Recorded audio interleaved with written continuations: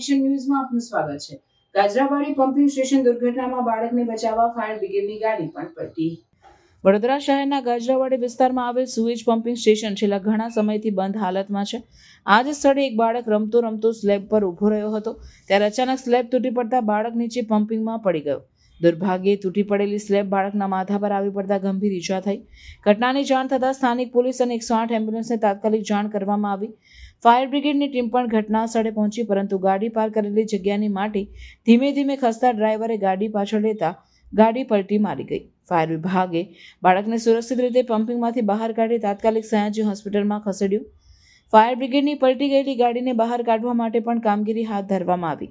આ દુર્ઘટનાએ સ્થાનિકોમાં રોષ ફેલાવ્યો છે। વર્ષોથી બંધ પડેલા પમ્પિંગ સ્ટેશનની અવ્યવસ્થાને કારણે આવી ઘટના સર્જાઈ હોવાનો આક્ષેપ કરવામાં આવી રહ્યો છે। સ્થાનિકો તંત્ર પાસે તાત્કાલિક પગલાં લેવાની માંગ કરી રહ્યા છે।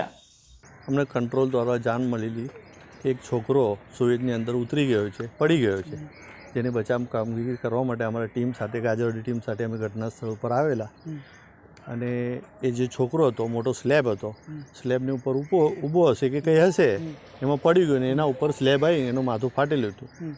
તો અમે આવ્યા પછી સ્લેબને બહુ એ કરીને એ જે સ્લેબ હતો એ દોરી બાંધીને હટાવીને એ છોકરાને બહાર કાઢેલી છે। શું હાલત છે અત્યારે? બાળક મોત થયું છે? એ હું કહી ના શકું, એ તો ડૉક્ટરની એ હોય છે, અમે કહી ના શકીએ એના બારામાં। હવે એને પોલીસને બોલાવી છે, એમ્બ્યુલન્સ બોલાવી છે, આગળની કાર્યવાહી થશે। આપણી ગાડી પણ ધસી પડી છે, માટીની અંદર ધસી હતી।